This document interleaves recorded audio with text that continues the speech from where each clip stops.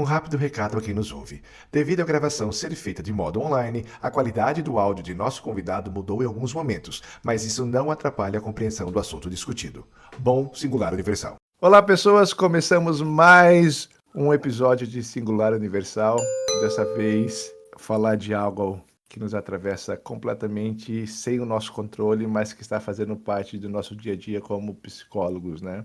Que são as questões dos usos o uso da inteligência artificial como meio de fazer terapia, como meio de aconselhamento, como meio de conseguir algum tipo de ajuda em algum tipo de crise. É polêmico, é controverso, mas está cada dia mais presente para a gente e a gente não tem como não conversar sobre isso, né?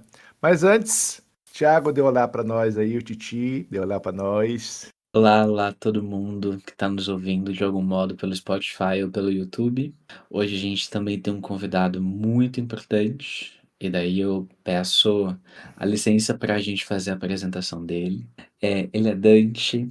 Dante é professor psicólogo. Ele tem graduação em administração pela UniOeste, mas em especial também é graduado em psicologia pela UEM. Ele é mestre pelo Programa de Pós-Graduação em Psicologia da Universidade Estadual de Maringá e também doutorando pela mesma instituição. O Dante, ele é membro do Grupo de Estudos em Fenomenologia e Existencialismo, o GEFEX. Ele também é membro do Laboratório Interinstitucional de Estudos e Pesquisa em Psicologia, Fenomenologia e Existencialismo, o LIEPFEX, e membro do Laboratório de Trabalho, Plataformização e Saúde, LATRAPS. Dante, seja bem-vindo. Olá, gente, muito obrigado. Fico muito feliz. Que introdução bonita, né? Bonito, bonito. O Se- homem é muita coisa, O currículo Lattes dele Imagina. é bastante grande. né? Seja bem-vindo, querido. Fique à É um vontade. prazer. Sinta-se em casa. É sempre uma conversa muito tranquila e muito informal, mas que a gente tenta pelo menos passar um pouco de credibilidade aqui nas nossas conversas, né? Tentar me Mas assim, esforçar também. bora lá, tamo junto. É, a gente estava conversando aqui um pouco antes das gravações, que eu achei um pequeno texto de uma reportagem que eu achei no site Agência Brasil. Depois eu coloco o link para todo mundo acessar. É que a gente foi atrás de fontes para entender um pouco mais, pelo menos para falar menos besteira, vamos dizer assim, né, nas nossas conversas. E nessa reportagem da Agência Brasil, tem um pequeno trecho com um pesquisador da área de teleinformática, né, que vamos dizer assim, o texto base para a gente discutir isso aqui, para já cair nesse beabá e depois falar de coisas mais próprias nossas, né? Então eu vou ler aqui um trechinho para todo mundo. Vamos lá. Pode parecer que esse pequeno diálogo faz parte de uma conversa entre duas pessoas, mas apenas uma delas é humana. A resposta empática, que demonstra compreensão com a dor do outro e pergunta mais detalhes sobre o seu sofrimento, não passa de uma sequência de palavras organizadas de acordo com um padrão de linguagem, entre aspas, aprendido após análise de um volume enorme de dados. É assim que os chats interativos baseados em inteligência artificial funcionam.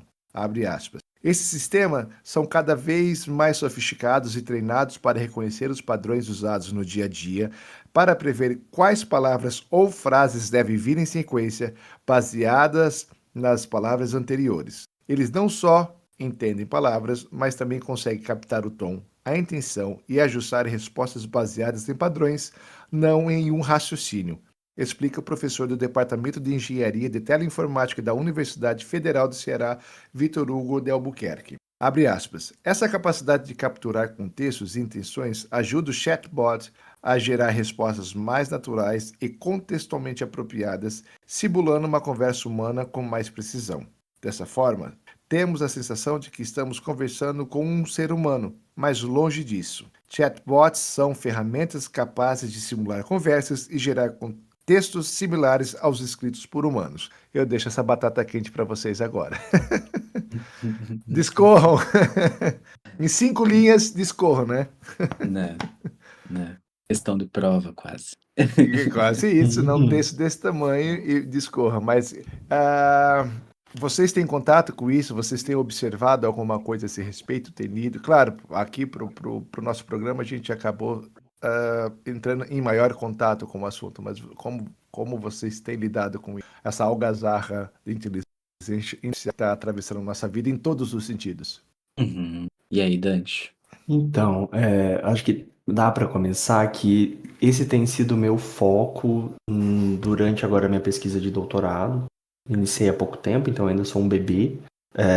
Mas eu acho que hoje a gente pode considerar a inteligência artificial já como uma ferramenta que a gente tem no nosso dia a dia, porque ela surge, na verdade, há praticamente 80 anos atrás, né? Ela começou a ser pensada em 1943, 44, mais ou menos. E, enfim, né, se a gente for pensar que é a época onde também surgem os computadores e o seu primeiro desenvolvimento era uma coisa muito pensada, né, a criação de neurônios artificiais para simular o neurônio humano.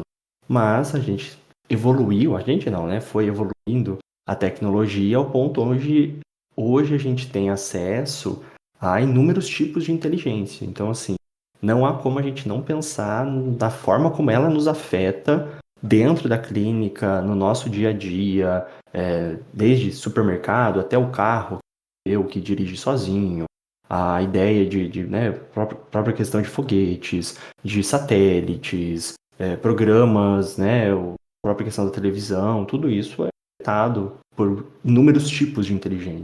E nesse sentido, não só a gente vai, eu acho, com o uso dessas ferramentas pelas pessoas, o que afeta as pessoas em si, mas dentro até do próprio contexto da clínica, com o surgimento e desenvolvimento de um monte de tipo de IA que, como o Golden comentou, às vezes acabam sendo utilizados no aspecto de uma ferramenta terapêutica, né? Na verdade, eu comecei a estudar, e por isso da parte dos grupos também, no meu mestrado eu estudei um pouco sobre o metaverso. E aí isso coincide muito com o desenvolvimento da inteligência artificial, como algo que, né, no pensar sobre esse espaço virtual imersivo vai ser necessário, como a interação com o sujeito e a máquina. E agora no doutorado eu tenho que me dedicado a querer olhar para a inteligência artificial, né? A própria questão do que a gente chama de inteligência, o que a gente está considerando ali. E muito disso vem porque a inteligência artificial ela tem nos atravessado há muito tempo. Então a gente tem uma primeira pesquisa, né, voltada ao desenvolvimento, a ideia de criar uma inteligência artificial lá em 1940, ali, em meados de 1940, que estava pensando em criar neurônios artificiais que se assemelhassem ao neurônio humano, né, para ter o tipo de comunicação que a gente tem. E naquela época a gente não tinha tecnologia para isso. Não, né, estava se iniciando, os computadores ocupavam salas imensas e tinham kbytes de capacidade, né? Mas com o passar do tempo, as máquinas foram sendo aprimoradas e nesse sentido a gente vai tendo desenvolvimento de centros de dados que são aquilo que vai alimentar a inteligência artificial. E aí, nesse sentido, a gente vai vendo hoje parte do resultado disso, claro que é uma continuidade, mas com a inteligência artificial adentrando a todos os campos que envolvem algum tipo de tecnologia. Então, a gente vai ter desde o que temos de mais comum, que são essas inteligências generativas, né? Então, o ChatGPT, o DeepSeek, o Gemini e assim por diante. Mas a gente também tem essas inteligências funcionando em outros espaços. Então, o carro, né, que dirige sozinho, desenvolvido pela empresa do Elon Musk, questões vinculadas a sistemas de compra, assistentes virtuais, a automatização de algumas respostas. Dentro do campo da saúde, a gente tem hoje, em diversas cidades e próprio governo investindo para algumas questões relacionadas até à medicação, né, para acesso ali à medicação e à distribuição da medicação. E isso, com certeza, afeta o nosso campo de prática na clínica, dentro da psicologia. Não só por termos pessoas que estão vivenciando isso na rotina delas, e como isso afeta a rotina delas, mas igualmente por não só nós também usarmos, mas que algumas dessas IAs elas acabam se tornando ferramentas para algum tipo de movimento terapêutico. né, de um olhar para si, de uma reflexão, de uma discussão, e isso acaba trazendo, acho que, uma série de questionamentos para a gente responder, tanto bons quanto ruins. Uhum, uhum. E pelo que você traz, né, Dante, tem um envolvimento das tecnologias na produção de vida nossa cotidiana que é uma presença, assim, muito profunda, não tem como a gente fechar os olhos para isso. E você traz um pouco da tua vivência clínica. Há quanto tempo tu já atua como psicólogo? Há quanto tempo você tem percebido isso acontecendo na clínica também? Eu estou atendendo na clínica desde 22, então praticamente Hum. 3 anos na clínica, e eu confesso que não há como pensar muito da minha parte na clínica que já não estivesse envolvida.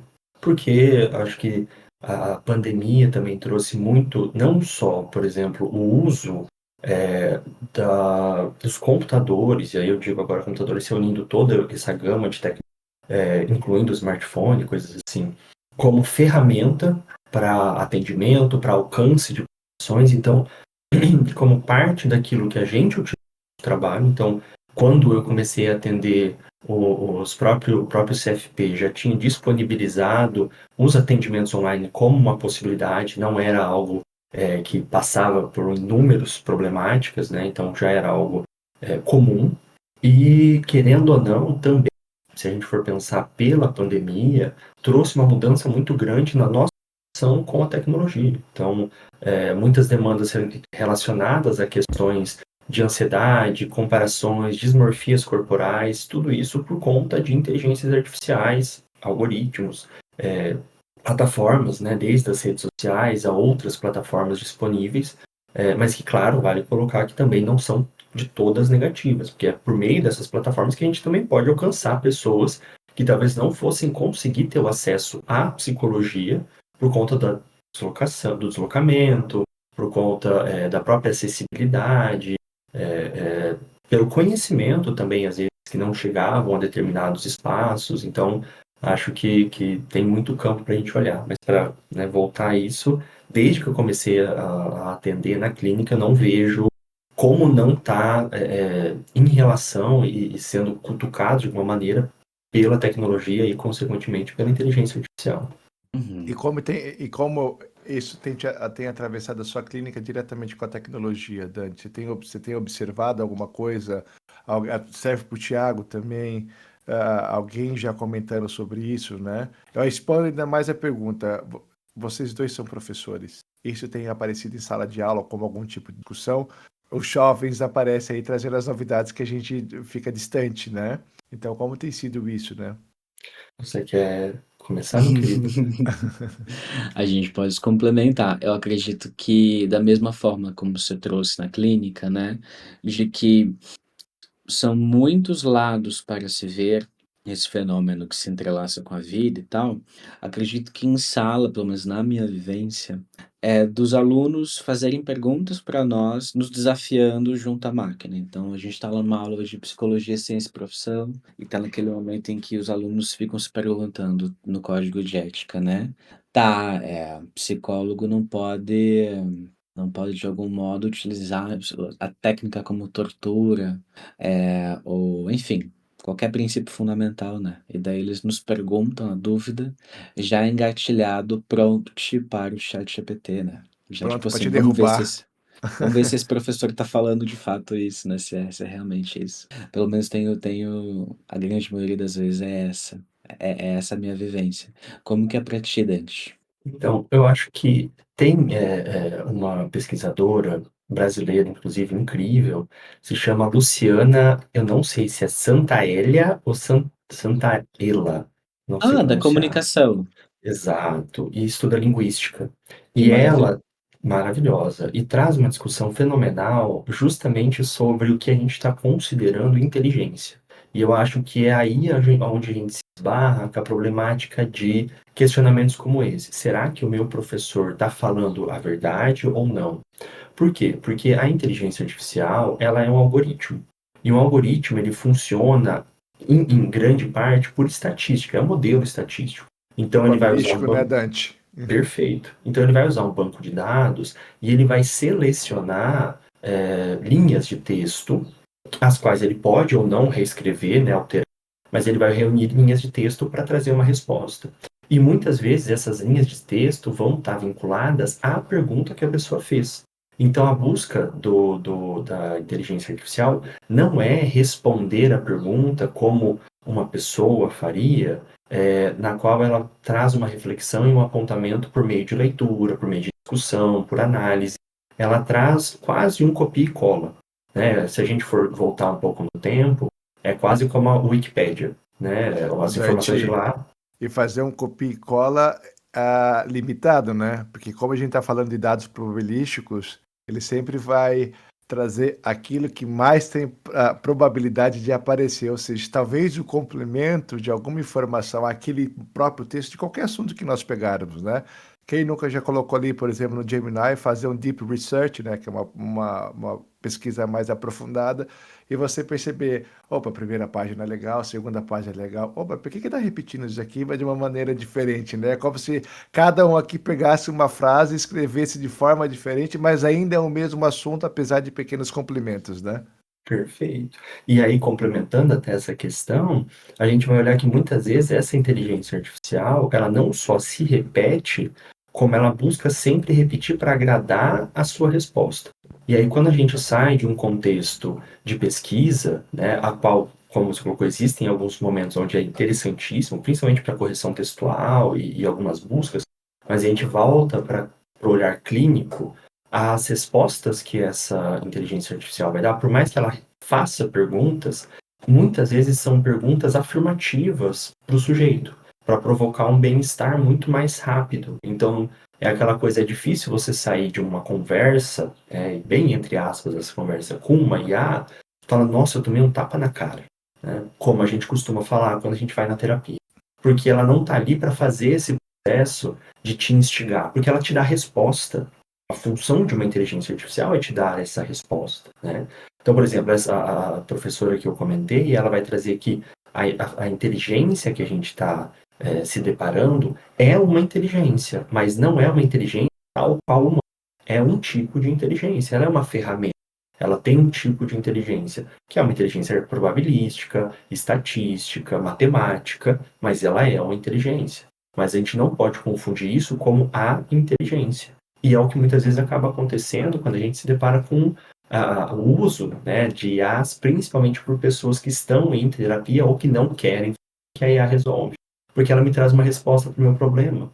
E muitas vezes é uma resposta que não me exige um olhar vou usar um termo assim, batido, mas vou olhar para dentro, né? É assim, eu vou olhar porque eu falei e vou ficar nesse porque é o que me responde. Então eu não presto atenção sobre a maneira com que eu fui interiorizando relações, não olho para minha história, não olho para a maneira como eu... Então, assim, uma coisa que a gente pode também olhar é que não só temos um afeto da IA dentro de campos mais comuns, tradutores, e pessoas que estão ali trabalhando dentro da parte do texto, então redatores e assim por diante, mas a gente vai estar também tendo esse afeto quanto a outras profissões que têm sido ali implementadas dentro da própria IA, geração de imagem, então artistas, né, que fazem ali a construção, teve aquela febre do estúdio Ghibli, temos também questão de uso de imagem, então a simulação de artistas, né, de atrizes, de atores, dubladores. Então, temos uma série de profissões que não necessariamente estão sendo substituídas, mas que têm sido afetadas em muito em relação ao uso da IA, porque uma problemática que a gente vai ter também é o custo, né? Claro que também temos o uso da AI no sentido positivo nesses campos. Então, filmes que utilizam efeitos especiais, que se aproveitam do sci-fi, por exemplo, como um mecanismo para construção, aproveitam em muito isso porque é necessário criar ambientes completamente diferentes. Então, a IA ela também tem esse sentido. Então, Uso ela não vai positivo, destruir né? o trabalho. Claro. Uhum. Mas é claro que se a gente pensa nesses campos, eu acho que qualquer pessoa que presta algum tipo de serviço que não envolve ali o concreto em si, ou seja, né, consertar o motor, e até aí a gente pode começar a se questionar, porque existem IAs desenvolvidas para isso, então agentes inteligentes, por exemplo, que monitoram o nível de nutriente de um campo de plantação, para ver se é necessário zinco, coisa assim. A gente tem agentes que atuam dentro de usinas eólicas para monitorar a forma como a pá está girando, se ela está dentro de um movimento comum, e elas fazem a paralisação de emergência. Então, se a pá está muito rápida, ou está muito devagar, ou está tendo uma freagem ali, elas mesmas ativam o sistema de frear a pá para fazer a manutenção, avisam o sistema. A gente tem agentes muito vinculados à bolsa de valores, então, que monitoram essas mudanças, né, micro e macro. Criptomoedas, então, nem se fale. Então, estão ali como ferramentas em um campo de quase todo tipo de prestação de serviço. E, nesse sentido, acho que a gente pode retomar a grande questão de o que a gente vai fazer frente à clínica, né? Que estamos aí também com um tipo de prestação de serviço. É só fazer uma adenda aqui, só dessa questão de profissões que estão sendo mortas pela IA, vamos colocar assim. Eu sou entusiasta de usar essas ferramentas de imagem, né?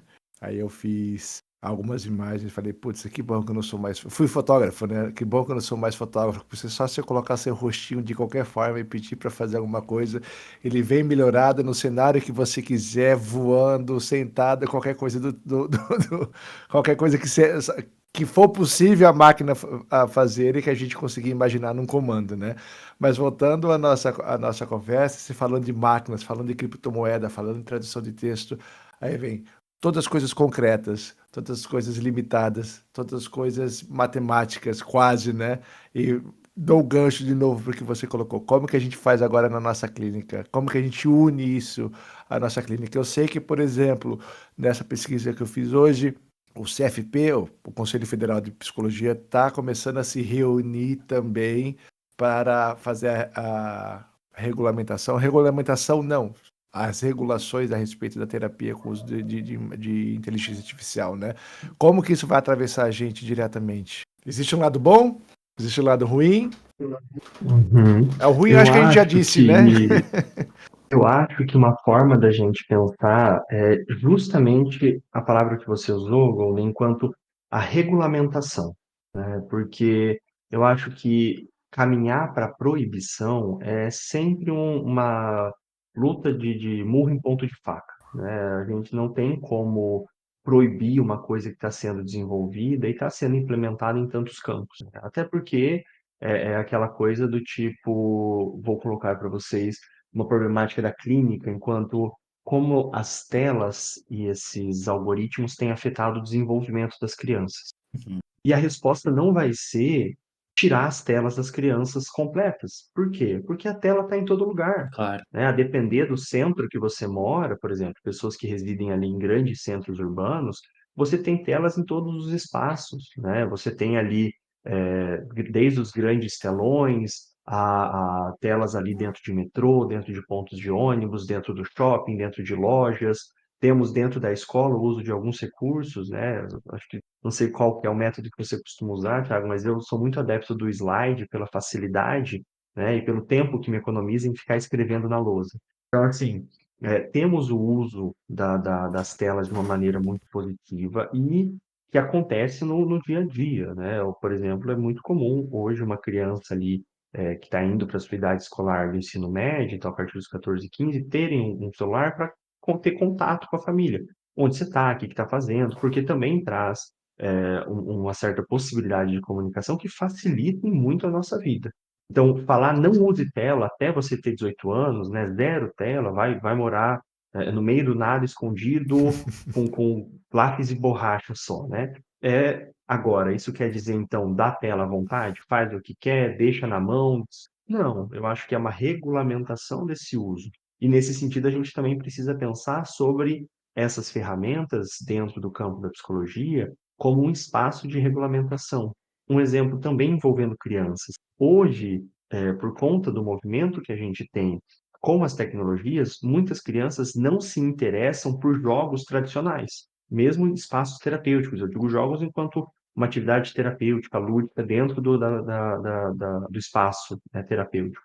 E aí, o que a gente vai fazer? Se eu estou ali jogando com a criança alguma coisa e ela não vê graça, não vê interesse. Então, existem desenvolvimento de algumas ferramentas que utilizam é, os VRs, né, os VRs, então, de realidade virtual, para poder trabalhar com a criança dentro da clínica, de ter um espaço interativo com essa criança que aproveita dessa tecnologia para um fim terapêutico. Uhum. E isso não quer dizer deixar a criança ali brincando de, por exemplo, um jogo comum que todo mundo viu, aquele de ficar cortando o bloquinho, né? Você coloca o VR e fica movimentando a mão e vai cortando os bloquinhos. Não é deixar solto, mas é construir ferramentas que possibilitam o, o uso e o desenvolvimento da criança dentro do espaço terapêutico pelo que aquilo constrói na criança, né? Se a gente for fazer um exemplo esdrúxulo, mas se a gente volta 100 anos atrás, era comum crianças terem, 100 não, menos, 50 anos atrás, era comum crianças terem bonecas de milho, pegar um sabugo de milho e transformar em boneca. Se eu faço isso para uma criança hoje, talvez me entretenha ela por um tempinho. Mas eu tenho um bebê reborn, o que que eu vou querer um sabugo de milho como um boneco, né? Um Então eu não posso Labubu querer hoje em dia, né? forçar. Justamente. Eu não posso querer forçar ela, não, mas o meu tempo era bom. Não, o meu tempo já não é mais o tempo de agora, né? Eu preciso pensar em como usar essas ferramentas para o desenvolvimento e não só para o entretenimento. Um outro exemplo, acho que fica super bacana da gente ver o uso dessas ferramentas. Hoje existe o desenvolvimento de um bisturi que funciona com o algoritmo em que ele exerce força para você fazer o treinamento do uso do bisturi sem a necessidade de um corpo. Então, no ar, você vai manusear esse bisturi e ele vai ter a pressão, então ele vai dificultar, você vai ter a sensação de dificuldade de, né, penetrar a pele, de cortar, então às vezes de chegar, por exemplo, no osso e ficar duro e você, né, precisar de muita força para tentar movimentar. Então, é possível a gente desenvolver ferramentas para o sujeito ele ter acesso e ter espaço para o próprio desenvolvimento. Uhum. Então, de novo, não é proibir o uso da IA. Agora, como isso pode ser feito dentro da psicologia, essa é uma pergunta que eu tenho me feito também. Uhum. Afinal, a gente não Uhum. está falando de bomba atômica, né? A gente está falando de ferramentas que precisam ser regulamentadas e não extinguidas, né? Porque as ferramentas por si, elas existem. E o que que a gente faz com ela? Qual é o uso bom ou ruim dela, né?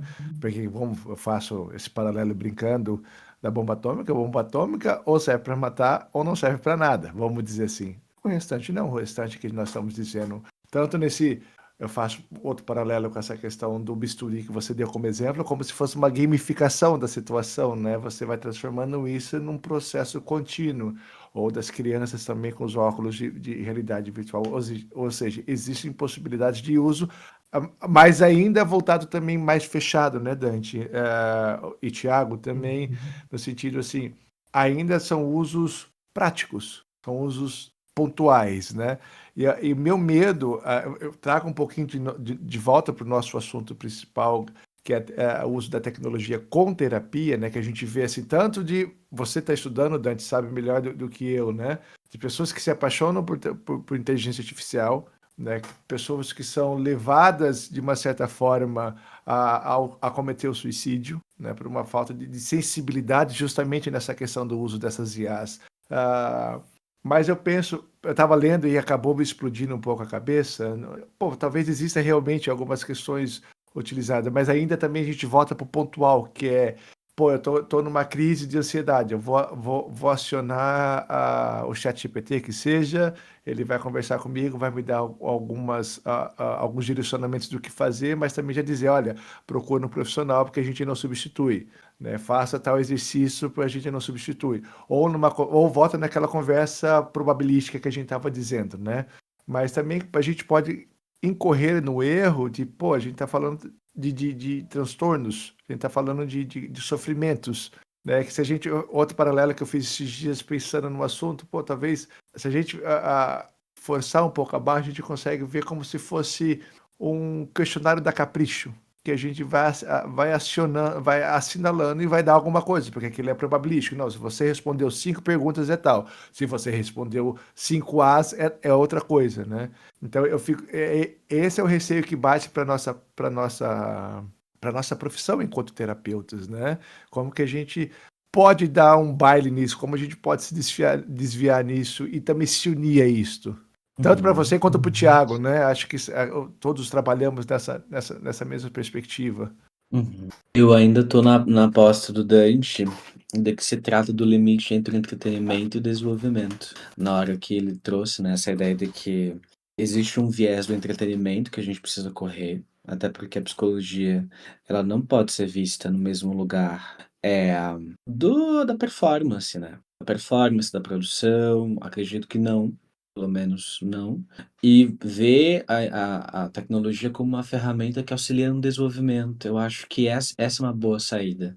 E é uma saída um tanto quanto digna, porque senão, de fato, daí a gente cai na capricho. De fato, daí a gente cai em listas intermináveis de diagnóstico. A tecnologia acaba se tornando uma grande extensão dos manuais, né? Eu lembrei muito bem também do DSM, né? Com a gente quanto estudante, ou simplesmente fazendo qualquer outro tipo de abordagem, né? Quando a gente começa a adentrar bastante nas questões teóricas e ver os transtornos, ou ver como algumas outras abordagens abordam isso, né? Um mesmo assunto. Pô, a gente vai assinalando, porque é a nossa experiência dentro do nosso próprio raciocínio, mas não dentro da nossa reflexão da experiência, né? Quando vê assim, Sim. pô, me identifico com toque, me identifico com bipolar, e quando na realidade é só uma questão vazia, bem entre aspas, né? De uma descrição de um diagnóstico. Uhum, uhum. Eu acho que uma forma também da gente fazer esse comparativo é utilizando, acho que, uma problemática que tem sido, infelizmente, muito comum na clínica, que é relacionada às bets, né? Se a gente for pensar, jogos de aposta em si, eles acontecem há milhares de anos, né? A gente tem estudos e descobertas em relação a escavações que muitas vezes estão relacionados a algum tipo de jogo, né, vinculado ali a algum tipo de entretenimento nesse sentido. A gente volta ali à própria questão, né? Se a gente pensa cassino, né? Cassino é uma palavra de origem italiana, significa casa pequena, que era justamente o espaço onde acontecia esse tipo de aposta, né? Então, assim, a aposta em si, ela não é uma coisa nova e afeta o ser humano há muito tempo, né? Duvido que alguém aqui não tenha ouvido, quando era criança, que alguém perdeu o carro, perdeu a casa numa aposta, coisa assim. Eu acho que a problemática que a gente vai ter é a não regulamentação pela facilidade com que a gente tem acesso. Por exemplo, esses tempos eu fiquei muito angustiado em ouvir que hoje a gente tem os aplicativos de celular, de bets, que nos possibilitam não só a aposta, mas a aposta automática. Então eu coloco meu dinheiro, eu clico para ele continuar apostando e eu seguro, às vezes eu nem preciso segurar o celular. Eu deixo ele só no meu olhar. Então eu posso estar assistindo um filme e deixar o meu celular rodando a aposta e ele vai sozinho. E aí faz o trilililim que opa, ganhei alguma coisa. Ou a repetição do perdeu, Que perdeu, perdeu, transforma numa perdeu. extensão do Então, celular, né, Dante?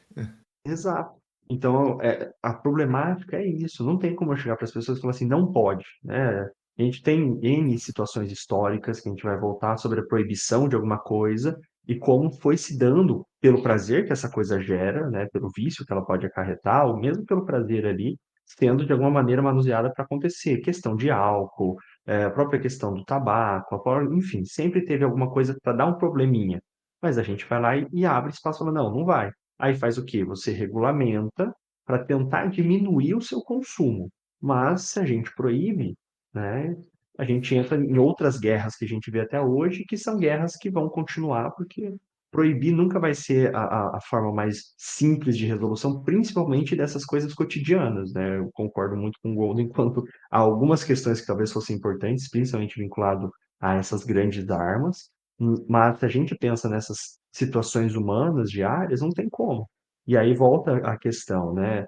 Se a gente está incentivando o uso da Bets com aquelas propagandas, né, que tem em qualquer lugar que você vai, como que a gente pode pensar dentro da clínica a atuar como uma pessoa, como um agente, para promover pelo menos a reflexão. Porque falar que é ruim, muita gente fala, né? Aquela coisa, Ruim para a quem? própria caixa de cigarro, a própria caixa de cigarro fala, isso aqui pode causar um monte de tipo de doença, mas, né, não é uma coisa que afeta o fato de eu querer fumar ou não. Eu digo assim no sentido de ser marcante, né? É uma coisa que talvez me produza pô, faz mal, mas assim, não adianta eu ficar falando, ó, faz mal, apostar faz mal, você vai poder fazer, porque muitas vezes a pessoa tem essa compreensão e aí ela não tem a reflexão. E aí, retomando, acho que o tópico central talvez a gente conseguir, por meio da IA, também colocar para as pessoas que ela é uma ferramenta, mas ela não está ali para promover esse papel que ele vou colocar, vou pegar também essa ideia de novo, quanto o processo da inteligência humana é uma forma de inteligência, é uma forma de aprendizado, é uma forma de conseguir encontrar, às vezes, coisas dentro de um material de estudo ou de entretenimento de uma maneira fantástica, mas ela não pode ser substitutiva, porque se a gente tenta substituir, a gente vai cair nesse vazio, nessa mesmice, né? Tem aquele filme lá que é ótimo, como esses filmes eles se tornam atuais, né? Que é me fugiu o nome agora, que ele fez a propaganda, inclusive, do Crocs, onde todo o planeta Terra fica burro, e um sujeito que ele era, entre aspas, mediano, ele se torna o ser mais inteligente do mundo. Gente, me fugiu o nome do Só, filme, mas ele é um filme só me vem na fantástico. cabeça aqui o Wall-E, mas não é o Wall-E. Não, é um filme com atores, atrizes, é um filme de seres humanos, né? Sim, Não uma animação. Mas vai me vir o nome, eu faço a indicação, por inclusive, para favor. quem quiser assistir, ele é ótimo. Ele é um besterol, assim, mas ele é maravilhoso. Mas a grande questão do filme é isso, né?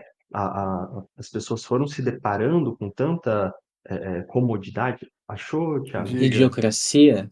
Idiocracia, exatamente, idiocracia. As pessoas, elas foram. E é exatamente isso, né? É a democracia do idiota. Então, é a idiotificação do sujeito, porque a gente vai caindo sem a necessidade de se angustiar frente à nossa pequenez, à nossa falta, a gente vai se acostumando a estar ali suprido, né? E isso afeta em N coisas. Eu não estou querendo falar que as pessoas estão ficando mais burras ou não, mas que a gente tem se conformado com muito mais A gente facilidade. podia Isso, por fazer um exemplo, podcast e só aí eu queria sobre jogar. isso.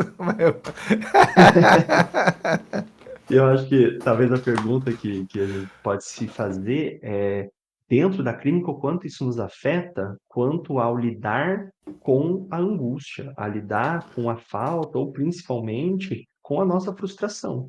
Eu acho que é uma coisa que cada vez mais a gente vê, e aí não existe idade, né? A frustração tem se tornado um problema da criança que vai para a terapia, a pessoa idosa que está em terapia, cada vez mais é difícil lidarmos com a nossa frustração. Uhum, E essa uhum. questão de proibição, a gente sempre tem que lembrar que, eu não sei se todas, mas eu vou fazer um exagero, né? Toda proibição a gente pode bular, né? Então, e aí? Eu vou proibir agora, a gente bula de uma forma. Daí eu jogo o Thiago aqui para trazer ele para a conversa. Ele que é Hum, da literatura e adora ficção. Eu li hum. num texto aqui das minhas pesquisas que ele fala: tome as experiências com o chat como se fosse uma obra de ficção, ou como se fosse um texto de ficção. Vamos falar igual psicólogo, como você recebe Hum. isso? Eu recebo de bom grado, é o que eu tenho a dizer, porque eu compartilho do que o Dante falou, assim, perfeito, assim, é irretocável. O que a gente vai fazer com a angústia, o que a gente vai fazer com a frustração, porque a boa ficção, até mesmo a boa ficção, e daí eu me refiro à ficção nossa contemporânea, a gente pode pegar. Cara, a gente já falou tanto da Ernaud, tanto Louis, oh meu Deus, do Luiz, a gente já falou tanto do Sartre, do Victor Hugo. Ixi, a lista é gigante.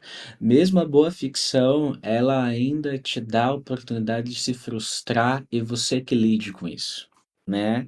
Eu te encho de perguntas e você que tem a delicadeza de encontrar as respostas. Então, até isso.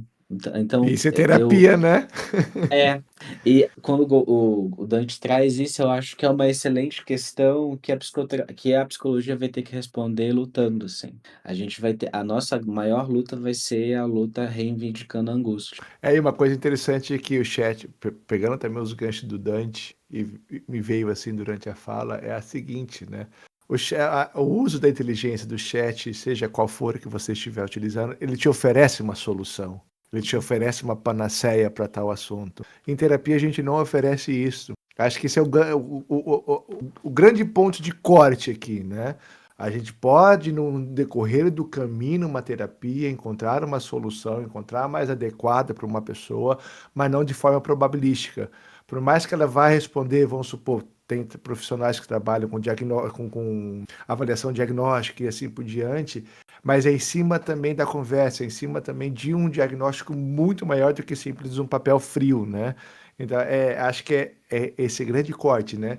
A gente da terapia não oferece a solução imediata para nada, senão a gente cai no papel do coach e aí a gente se ferra e torna tudo na mesma linha, né?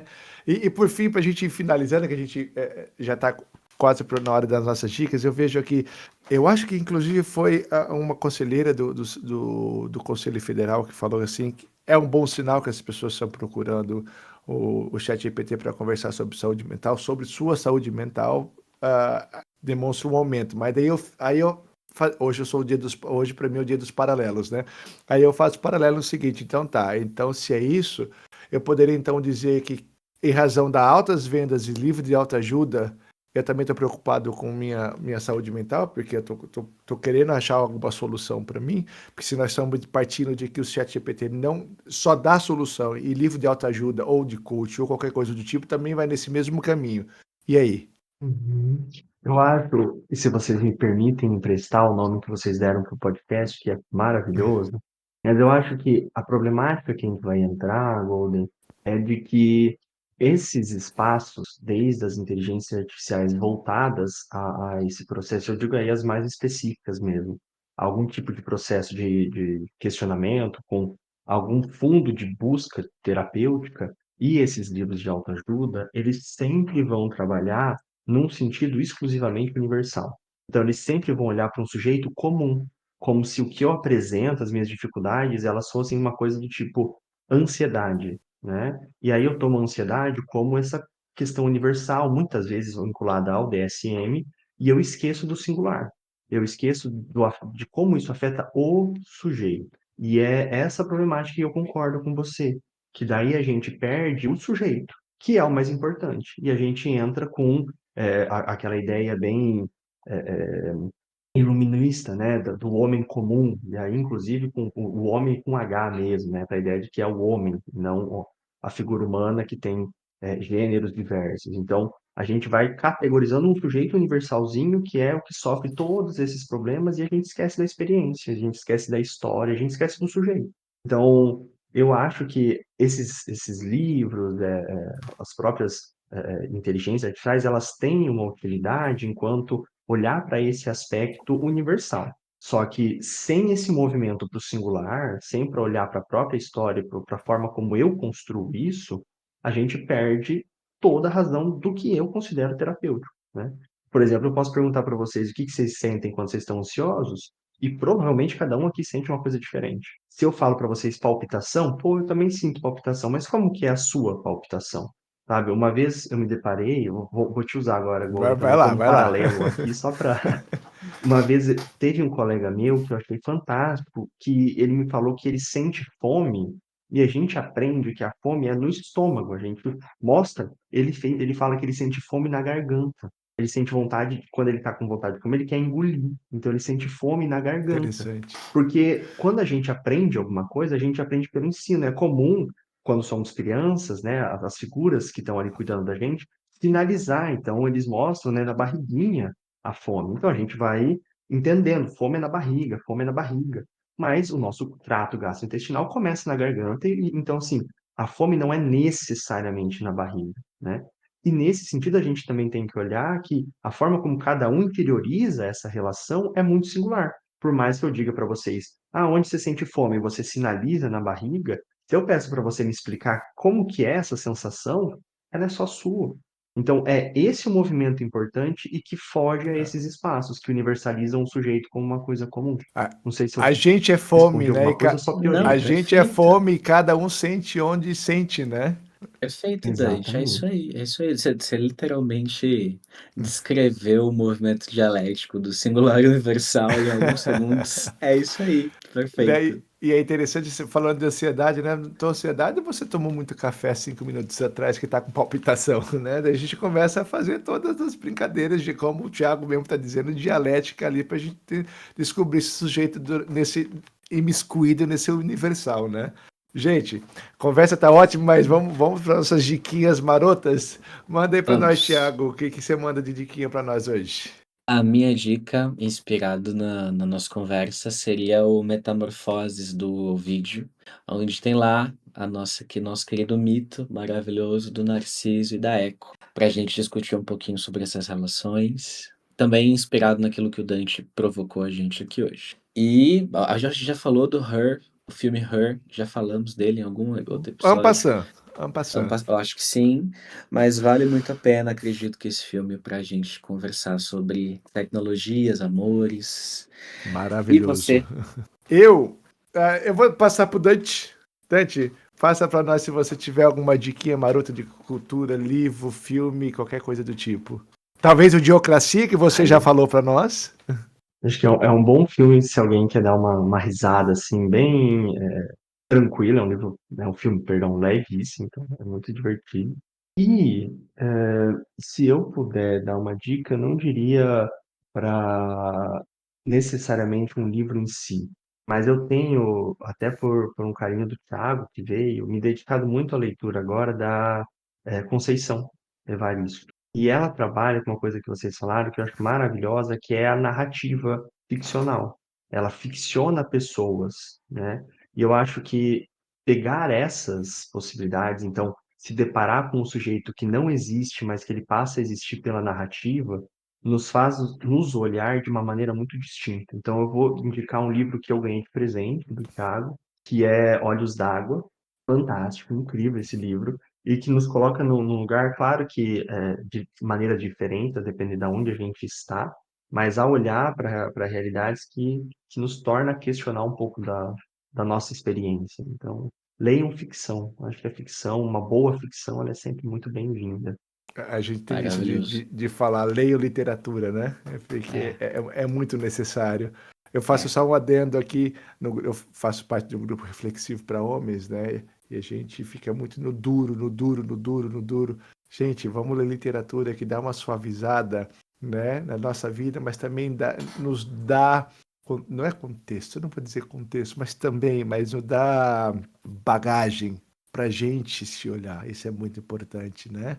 Aí eu de diquinha, eu vou dar uma que ainda está acontecendo, mas eu assisti 2 episódios de uma série da HBO que eu tô amando, que é Máscaras e Oxigênio Não Cairão Automaticamente, que é sobre a cena LGBT e sobre a AIDS nos anos 80, que assim, é na HBO Max, e olha, primorosa a produção, primorosa, vão assistir assim, quem tem preconceito, assista em parcelas, porque tem bastante cena quente entre homens, né? Então, assim, já vou dizendo. Mas passam por cima disso, porque é maravilhoso, porque ninguém se importa em ver homens e mulheres se pegando, né? Então, para que se preocupar com homens e homens se pegando, né? E como dica, que eu acho que o Dante vai concordar comigo, que é uma boa e velha recomendação, é o Dilema das Redes Sociais, que fala sobre algoritmos e sobre como isso vai moldando a gente e a gente achando que tem liberdade em cima disso, mas a gente fica muito biased, a gente fica muito enviesado, né? E falando em viés, só para terminar, que eu lembrei agora, a, a gente começou antes da gravação falando que eu estava ali conversando com o chat do Gemini, fazendo algumas perguntas sobre terapia, né? E o Dante falando assim da Conceição, falando sobre o contexto, e a gente leva como vou dizer assim, pro preconceito, pros vieses, ele dizendo, não, eu sou um agente neutro, vou colocar nas minhas palavras, né? Ah, não tenho, não tenho preconceito, não tenho julgamento moral, alguma coisa do tipo assim, né? E daí eu falei de novo, mas espera lá, mas se a gente é construído em cima de uma sociedade preconceituosa, não tem como não fazer isto, né?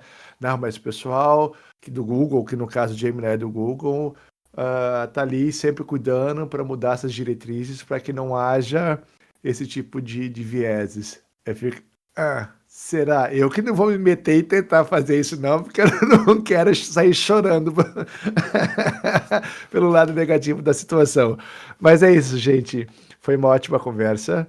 Obrigado, Dante. Foi muito esclarecedor. Foi muito bom tê-lo participando aqui. Titi, o meu beijo e abraço de sempre. Manda suas saudações finais aí para nós. Querido Dante, muito obrigado por ter participado desse episódio que eu e Goldenberg organizamos. É um Nossa, prazer me imenso chamou ter de você aqui com Goldenberg. Nossa, foi sério isso, hein? Foi bem direcionado Golden. agora. Eu e Golden organizamos. É um grande prazer ter você aqui com a gente, tá? Gente, eu queria agradecer muito, fiquei muito feliz e estamos aí, continuamos em frente, buscando sempre esse desenvolvimento para a gente conseguir continuar tendo uma clínica que seja ética e moral, que trabalhe com o sujeito e não com o ideal. Sejamos críticos. Perfeito. Obrigado a todos. Beijo. Beijão.